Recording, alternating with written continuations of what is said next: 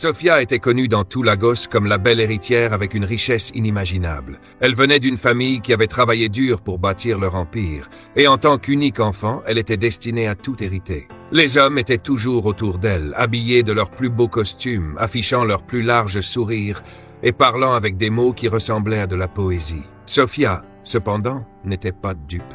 Elle voyait à travers leurs flatteries et savait qu'ils voulaient son argent plus que son cœur. Elle avait presque abandonné l'idée de trouver quelqu'un qui l'aimerait pour ce qu'elle était et non pour ce qu'elle possédait. Mais alors, elle rencontra Benjamin. Benjamin travaillait en tant que directeur d'une des entreprises familiales de Sofia, une responsabilité que son père lui avait confiée. Il semblait différent, indifférent à sa richesse et concentré sur son travail.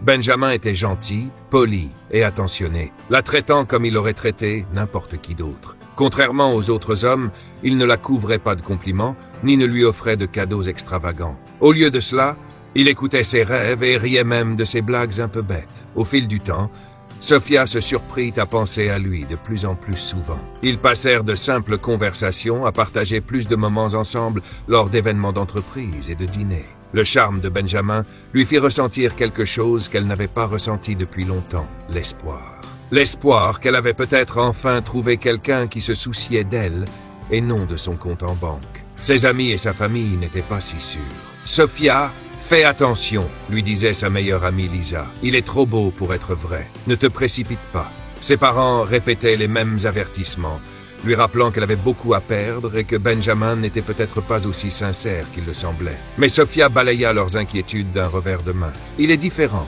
insistait-elle. « Je sais ce que je fais. » Bientôt, Sofia et Benjamin devinrent inséparables. Il la faisait rire, la faisait se sentir en sécurité et la traitait comme si elle était la seule personne au monde. Benjamin la demanda en mariage une soirée tranquille dans un petit jardin rempli de bougies et le cœur de Sofia s'emballa lorsqu'elle dit oui. Elle était certaine d'avoir trouvé son âme sœur. Malgré les rumeurs et les supplications de sa famille, elle l'épousa. Elle l'aimait. Et c'était tout ce qui comptait. Au début, la vie conjugale était tout ce dont Sofia avait rêvé. Benjamin était attentionné, toujours à la rendre spéciale.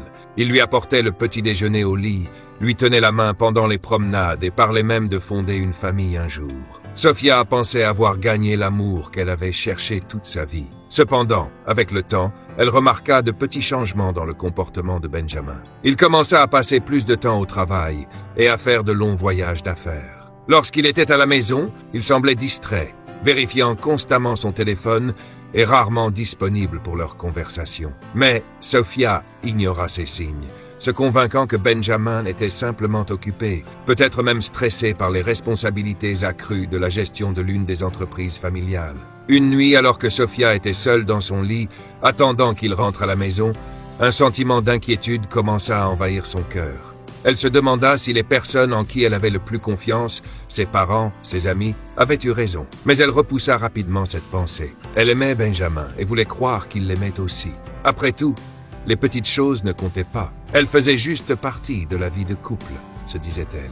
Lisa, sa plus proche amie, avait toujours été la confidente de Sofia, quelqu'un sur qui elle pouvait compter et à qui elle pouvait confier ses soucis. Sofia espérait que Lisa finirait par accepter Benjamin avec le temps. Mais chaque fois que Sofia mentionnait Benjamin, Lisa détournait le regard ou changeait de sujet. « Fais juste attention, ma chérie », lui disait Lisa. Sofia ria et des avertissements de son amie, affirmant que Lisa n'avait aucune raison de s'inquiéter. Mais au fond d'elle-même, Sofia ne pouvait nier qu'une petite graine de doute commençait à germer dans son esprit. Pendant un temps, la vie continua comme d'habitude. Sofia s'occupait avec des œuvres de charité, essayant de se distraire du sentiment d'inquiétude qui pesait sur sa poitrine.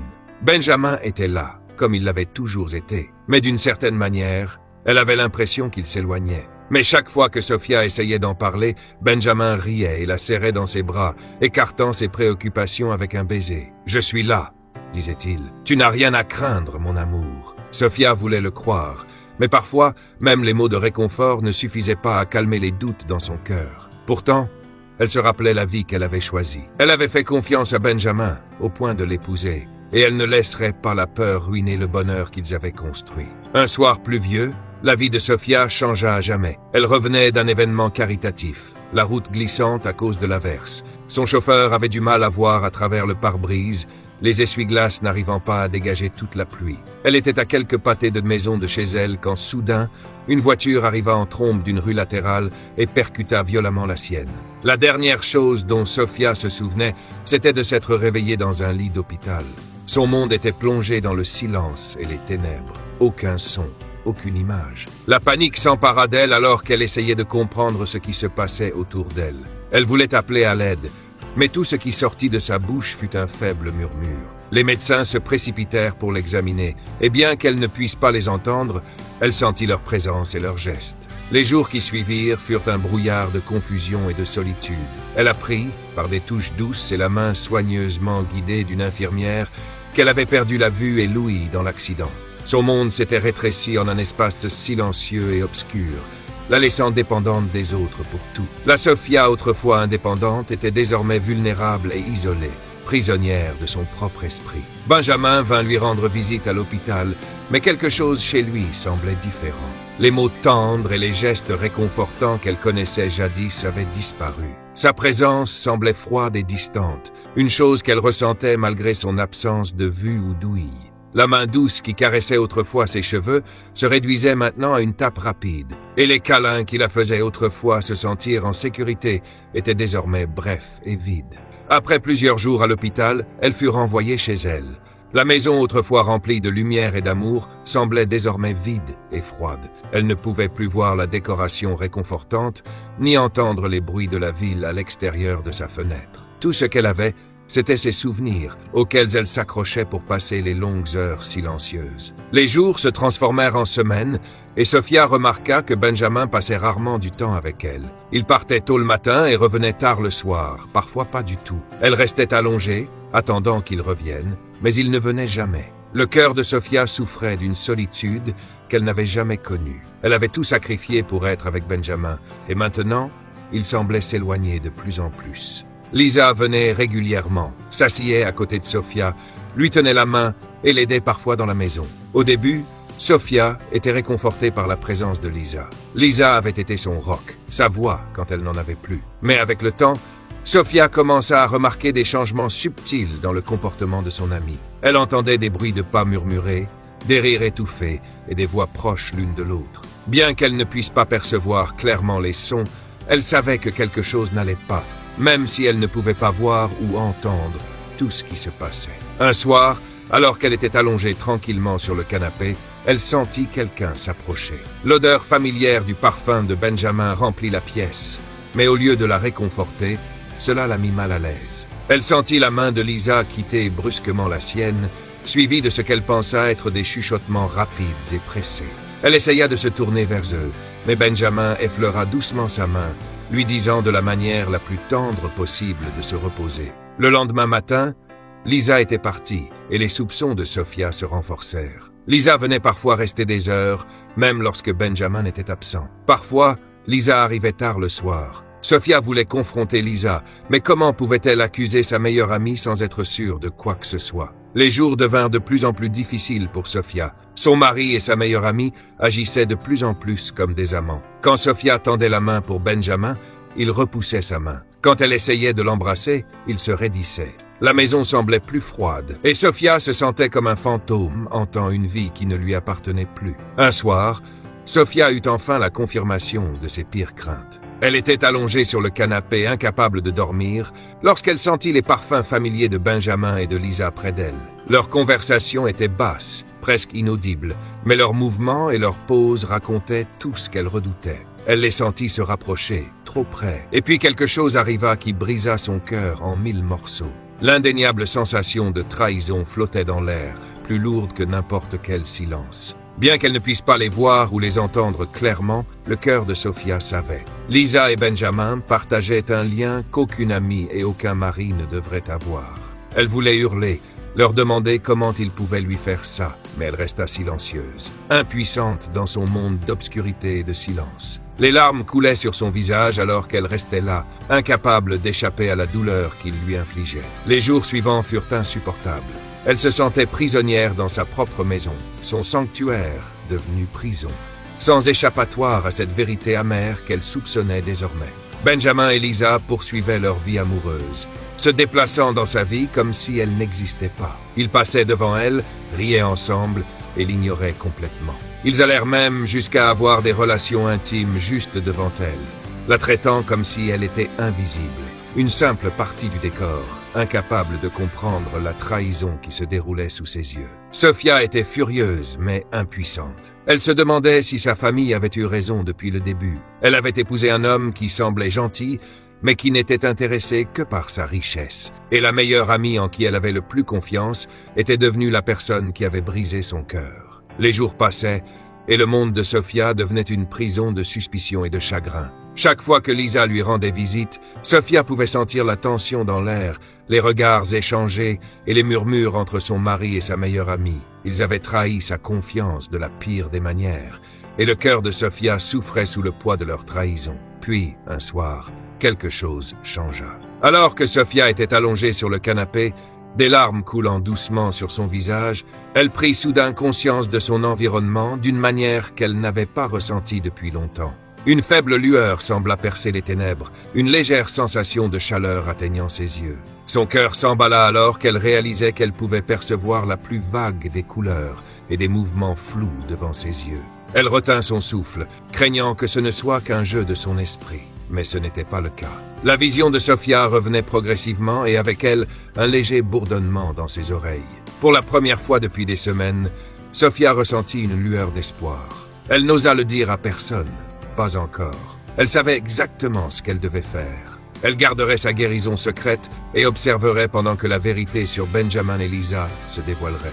Dans les jours qui suivirent, Sophia fit semblant de rester dans son monde d'obscurité et de silence. Elle demeurait aussi immobile qu'avant, mais ses sens étaient plus aiguisés que jamais. Elle observa attentivement les interactions entre Benjamin et Lisa, s'assurant qu'il ne se doutait pas de sa nouvelle vision et de son ouïe retrouvée. Chaque jour, elle rassemblait les preuves de leur trahison, petit à petit, tout en continuant à jouer le rôle de la femme aveugle et sourde, sans défense. Un matin, alors que Sophia était allongée tranquillement sur le canapé, elle vit Lisa entrer dans la pièce, suivie de Benjamin. Ils échangèrent des regards, convaincus qu'elle était incapable de remarquer leur présence. Sophia retint son souffle alors qu'elle observait Benjamin se pencher vers Lisa, murmurer quelque chose à son oreille, puis l'embrasser. Ensuite, ils allèrent encore plus loin, ignorant complètement la présence de Sophia. Son cœur se brisa à nouveau, comme si on lui arrachait de la poitrine. Incapable de supporter leur duplicité, Sophia se força à rester impassible. Ses poings se serrèrent, mais elle se rappela qu'elle devait patienter.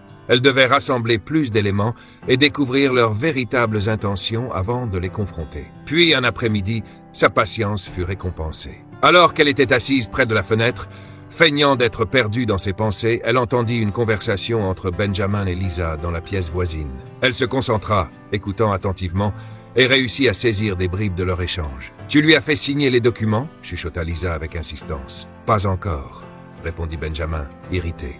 Elle hésite toujours, mais peu importe. Bientôt, elle signera tout, et une fois que ce sera fait, on prendra tout. Le cœur de Sophia battit à tout rompre. Elle n'en croyait pas ses oreilles. Benjamin cherchait à lui voler tout ce qu'elle possédait, les propriétés, les entreprises, et même la maison dans laquelle elle vivait. Et Lisa, sa meilleure amie, l'aidait à chaque étape. Alors qu'ils continuaient à discuter de leurs plans, l'esprit de Sophia s'emballa. Elle devait agir vite. Elle ne pouvait pas les laisser réussir à prendre tout ce que sa famille avait construit. Et pourtant, elle ne pouvait pas leur révéler qu'elle était au courant de leur manigance. Pas encore. Ils la croyaient sans défense et ignorante. Elle utiliserait cela à son avantage. Le lendemain, Sophia appela discrètement son avocat. Avec un soin extrême, elle lui demanda des copies de tous les documents importants. Contrats d'entreprise, titres de propriété et dossiers financiers. Elle ferait de fausses copies de ces documents, identiques aux originaux, mais totalement inutilisables. Si Benjamin et Lisa voulaient qu'elle signe tout, alors elle leur donnerait exactement ce qu'ils voulaient, des documents qui ne leur apporteraient rien. Alors que son plan prenait forme, Sophia sentit une force en elle qu'elle n'avait pas ressentie depuis son accident. Sa douleur et sa colère se transformaient en une détermination d'acier. Elle ne serait pas vaincue par ceux qui cherchaient à la blesser. Benjamin continua à lui apporter des documents à signer, et chaque fois, Sophia joua parfaitement son rôle. Elle fit semblant de trembler en tenant le stylo, feignant la confusion, laissant croire qu'elle ne savait pas ce qu'elle signait. Avec chaque signature sur ces faux documents, Benjamin devenait de plus en plus confiant. Lui et Lisa se montraient de plus en plus audacieux, parlant ouvertement de leurs intentions quand ils pensaient qu'elle ne pouvait ni les voir ni les entendre. Cela renforça encore la résolution de Sophia. Un après-midi, Lisa arriva avec une pile de papier, affirmant qu'il s'agissait simplement de mise à jour de routine que Benjamin avait besoin qu'elle signe. Sophia remarqua l'éclat triomphant dans les yeux de Lisa, le sourire subtil qu'elle arborait en tendant le stylo. Lisa croyait clairement qu'elle et Benjamin étaient sur le point d'atteindre leur objectif, qu'ils allaient bientôt s'emparer de tout. Sophia signa chaque document, sachant parfaitement qu'ils n'étaient que des copies sans valeur. À chaque fois que son stylo touchait le papier, elle ressentait une vague de satisfaction, qu'ils croient ce qu'ils veulent. Bientôt, ils comprendraient à quel point ils s'étaient trompés. Au fil des semaines, Sophia continua à jouer son rôle, tout en travaillant dans l'ombre pour sécuriser ses biens et mettre son plan à exécution. Elle savait que ce n'était qu'une question de temps avant que Benjamin et Lisa n'essayent de la mettre dehors, croyant l'avoir dépouillée de tout, et Sophia serait prête. Un soir, alors que Sophia était couchée, elle entendit Benjamin et Lisa murmurer dans la pièce voisine. Elle tendit l'oreille, son cœur battant à tout rompre, et capta des fragments de leur conversation. « Demain, c'est le jour », disait Benjamin. « On lui dira qu'elle doit partir, que la maison est à nous maintenant. Elle se retrouvera à la rue, sans rien. » Le ventre de Sophia se serra, mais elle se força à rester calme. Qu'ils essayent. Demain serait bien le jour, mais cela ne se passerait pas comme il l'espérait. Avec un dernier regard autour de sa maison, Sophia esquissa un petit sourire triomphant. Elle avait tout préparé pour ce moment, mettant tout en place pour révéler leur trahison de la manière la plus satisfaisante possible. Le matin se leva sous un ciel gris et morose, reflétant parfaitement la tempête qui grondait dans le cœur de Sophia. Elle savait que ce jour était celui où Benjamin et Lisa prévoyaient de la chasser définitivement de sa maison. Mais elle était prête. Elle resta immobile, feignant l'ignorance, lorsque Benjamin entra dans la pièce, une froideur inhabituelle dans son regard. Lisa le suivait, son regard tranchant, impatiente d'assister à la prétendue déchéance de Sophia. « Sophia, nous devons parler », commença Benjamin d'un ton dépourvu de toute chaleur, un ton qui la glaça jusqu'aux os. Elle resta silencieuse, l'observant sous ses paupières mi-closes, son esprit concentré et en alerte. « Sophia, j'ai pris quelques décisions », continua-t-il, forçant une tonalité compatissante qui sonnait comme une insulte. « Tu as traversé des moments difficiles depuis l'accident et je pense que pour tout le monde, il serait mieux que tu trouves un autre endroit où vivre. » Lisa, se tenant à ses côtés avec un sourire condescendant, ajouta « Benjamin et moi allons t'aider à tout organiser. » Sophia fit semblant d'être dévastée, laissant échapper un soupir tremblant. « Mais c'est ma maison, » murmura-t-elle, sa voix tremblante. « Où irai-je » Benjamin échangea un regard rapide et triomphant avec Lisa. « Ne t'inquiète pas, » dit-il d'une voix chargée de fausse bienveillance. « Nous avons tout prévu. » Lisa s'approcha, posant une main sur l'épaule de Sophia,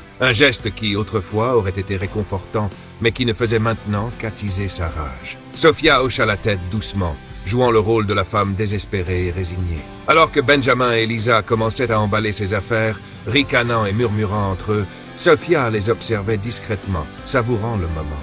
Ils ne savaient pas qu'ils s'apprêtaient à tomber dans leur propre piège. Benjamin s'approcha finalement de Sophia avec une pile de documents. « Juste quelques dernières choses à signer », dit-il avec un sourire mince. « Rien que des formalités légales. » Sophia hésita, simulant la confusion, puis prit le stylo d'une main tremblante. Elle signa chaque page lentement, levant de temps en temps les yeux pour observer l'excitation grandissante dans les regards de Benjamin et Lisa. Ils étaient complètement inconscients que chaque document était une copie sans valeur. Lorsqu'il plia le dernier papier, Benjamin se redressa, arborant un sourire narquois. « C'est fait !» déclara-t-il. « Tout est officiellement à nous. » À cet instant, un coup retentissant à la porte d'entrée brisa leur moment de triomphe. Benjamin et Lisa se tournèrent, la confusion se lisant sur leurs visages. Sophia resta assise calmement, son cœur battant la chamade. « Qui cela peut-il bien être ?» murmura Benjamin, échangeant un regard nerveux avec Lisa. Lisa haussa les épaules, paraissant tout aussi troublée. Elle lança à Sophia un regard suspicieux, mais Sophia se contenta de cligner des yeux innocemment, feignant l'ignorance. Benjamin ouvrit la porte pour se retrouver face à deux policiers, leurs expressions graves et déterminées. Derrière eux se tenait l'avocat de Sophia, M. Adiza, son visage empreint de sérieux. Benjamin blêmit, balbutiant. « Que se passe-t-il » L'un des policiers s'avança, son regard perçant. « Monsieur Benjamin, nous avons des raisons de croire que vous avez commis une fraude et un vol à l'encontre de Madame Sophia. Nous sommes ici pour enquêter et recueillir des preuves. » Benjamin resta figé, la couleur quittant son visage, alors qu'il se tournait vers Sophia, qui se leva lentement, son expression calme mais déterminée. « Sophia » murmura-t-il, sa voix tremblante. Elle croisa son regard, laissant sa colère et sa trahison transparaître dans ses yeux. « Oh, ne fais pas semblant d'être surpris, Benjamin, » dit-elle d'une voix ferme. « Pensais-tu que j'étais tellement aveugle et sourde que je ne verrais pas à travers tes mensonges ?» Benjamin et Lisa la fixèrent, comme frappés par la foudre. Le visage de Lisa se déforma par la colère alors qu'elle s'avançait d'un pas. « Tu nous as piégés !» s'écria Lisa, hors d'elle.